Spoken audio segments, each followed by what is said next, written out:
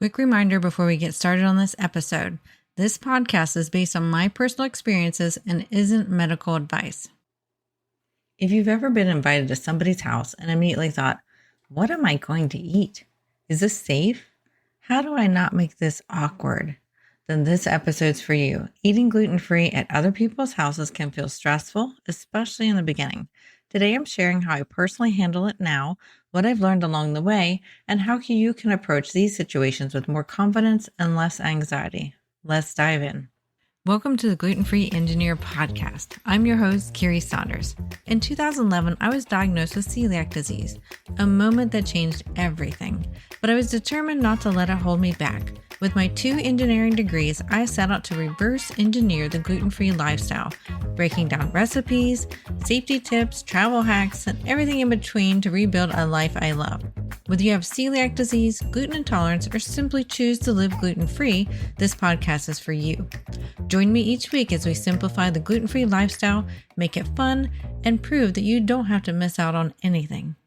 Welcome back to the show. Today we're talking about how I handle eating at other people's houses, from the beginning, what it was like, and now, I keep losing track of how much time it's been since 2011. How do I deal with this now? So early on, I didn't want to be the difficult one. You might relate to that too. I wanted to fit in. And sometimes that meant I might have taken risks I wouldn't take today. So if you are feeling like you don't want to be the difficult one, that you feel like a burden and it just seems so awkward, just know that you will get through this phase and it will get better. In the beginning, I tried to bring my own food, but I would sometimes feel nervous or feel like I was being rude bringing my own food.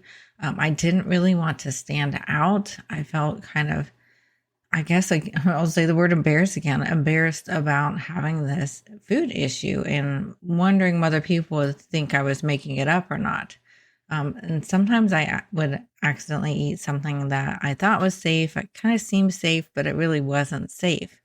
And I didn't want to offend the host. It was just, it just seemed so awkward. I don't know how else to describe it. It was just so awkward. And I felt like I was being a princess or something. I don't know. It just seemed unreal that I had this food issue that I had no idea for over 30 years. Looking back, there was tons of evidence that I had celiac, even into childhood. But after 30 years of not knowing that, it was just really awkward and really weird. But what I did was I shifted and I changed over time.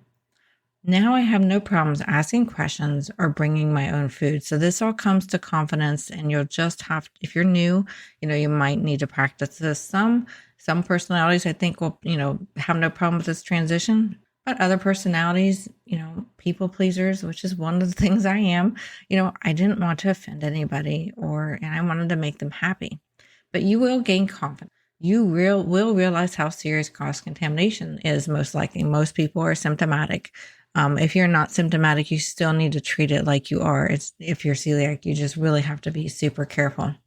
And I learned from getting sick accidentally at events that I, thought I would be okay. And I really, really was. And what I found was the symptoms I had after taking these potential risks just weren't worth it. A migraine for days, stomach issues for days. Really, I could deal with the stomach issues more than the debilitating migraines that I get when I get gluten. And while those symptoms are very annoying, it's your body telling you there's something wrong. So we need to make sure we're listening to that. So what do I do now? I have a few different options that I do depending upon the situation. The first option usually is I bring a dish that I can eat. I love to bring our curried chicken casserole. You can find that recipe at theglutenfreeengineer.com. It's a complete meal. Others enjoy it too. I, share it with others. What I do though is, myself and my children and my husband will, get from the dish first. So there's no cross-contamination risk. Then we let everybody else have whatever they want of it. And then, everybody gets to enjoy this wonderful dish. I know this is safe. I am contributed to the party. I'm helping out with the party, and I remove stress from the situation. It makes it much easier for us to enjoy our food when we know it's safe, right? Especially when you've been gluten-free for long enough and, just a little bit's going to, bother your system because you're so healed now. It just makes things so much easier. So many times I bring a dish that I can eat, and it's usually a complete meal like that because that's got protein, carbs, and veggies in it. The only thing it's missing is fruit. So it's, it's a nice, great, complete meal to take somewhere. And then sometimes we eat beforehand. This can make sense when it's a large gathering.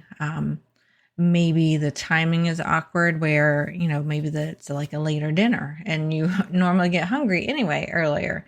It could be a situation where there's a high risk of cross-contamination. One of my family members, when we gather, there's a lot of us and we are in a small space. Now, the funny thing is, well, not really funny, but we're finding that a lot of them have celiac disease now. So I feel comfortable, eating there now and I know which dishes are gluten-free. But in the beginning, our family was the only one that were celiacs, but now we've added, I think 3 or 5 more people and on top of our 5 people. So we're getting about half are celiac at this family gathering. So it's a lot better now. But in the beginning, many times we would just go ahead and eat beforehand so that we didn't worry about that cross contact. Sometimes the easiest way to enjoy the event is to take the pressure off the food, and that's okay.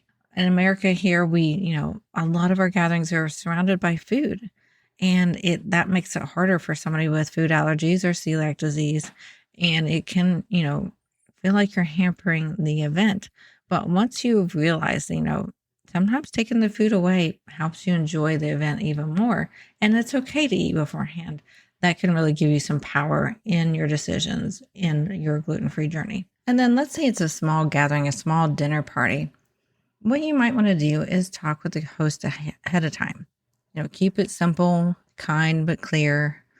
For example, you might say, I have celiac disease, so I need to be really careful with cross-contamination. Or if you're gluten intolerant but still highly sensitive, you can say similar. I have a high gluten intolerance. I need to be really careful with cross-contamination. You could also say to the host or hostess, I'm happy to bring something I know I can eat.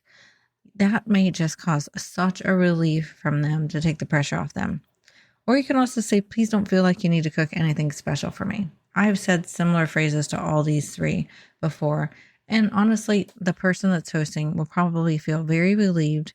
They will probably, feel like they're learning something, especially because they'll probably start to ask questions. At least that's what I've always found is they usually ask questions about, what is cross-contamination? What really will get you sick and things like that. So it can open up a really cool communication and learning for both of you. Now, what are some of the mistakes I made along the way? There's definitely been, family and friend gathering mistakes that I have definitely made.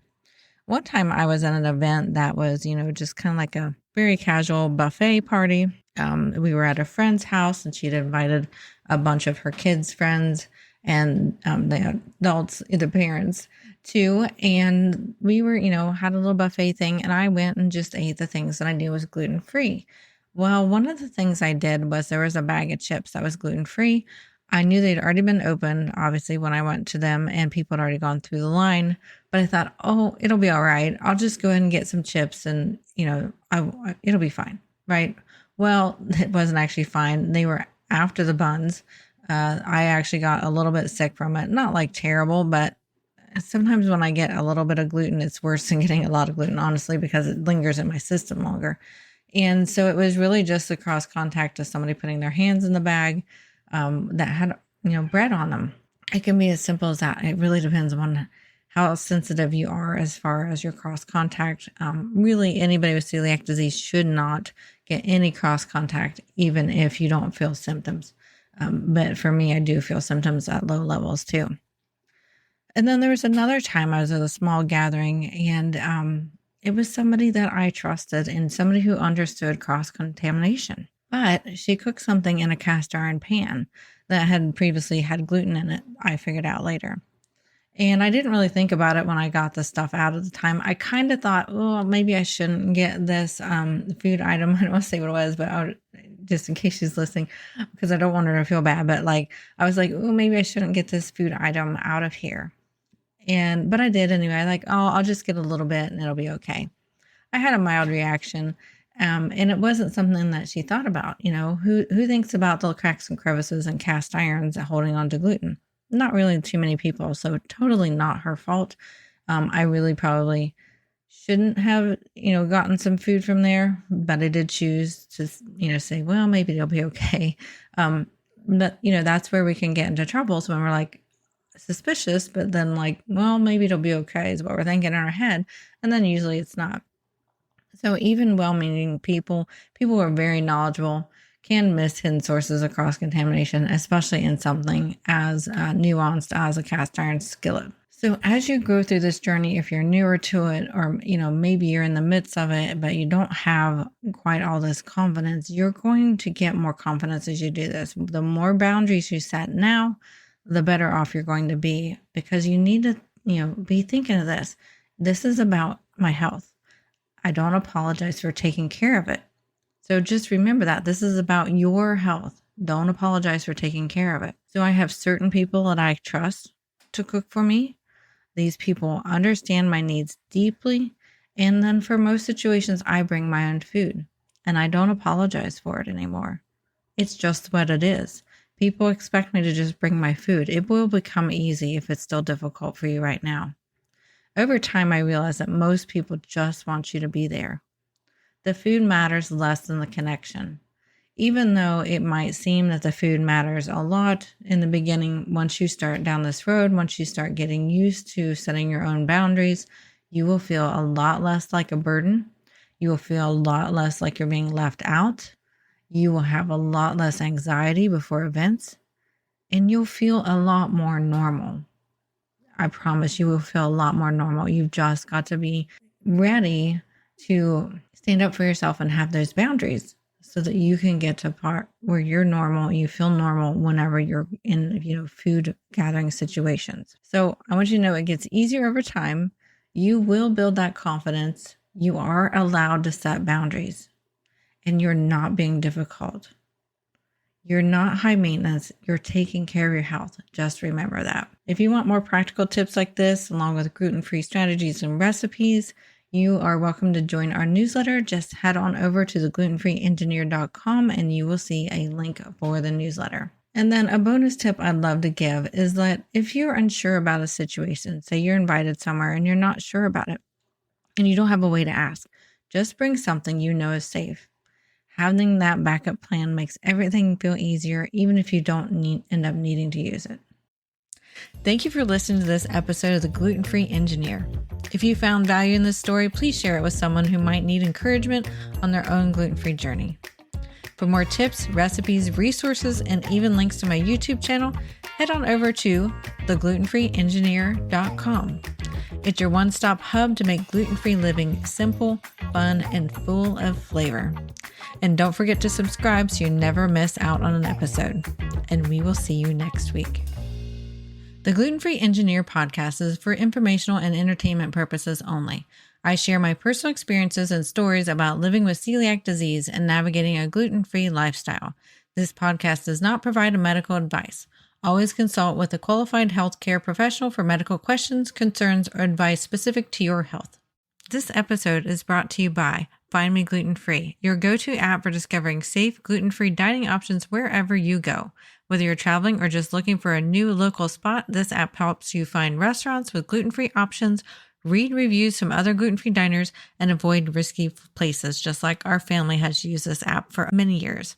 And here's the best part. Just for the Gluten-Free Engineer listeners, you can get an exclusive $5 discount on a premium membership. Head on over to theglutenfreeengineer.com/Find Me Gluten-Free, or check the show notes to grab your deal and make dining out stress-free, because eating out gluten-free shouldn't be a guessing game.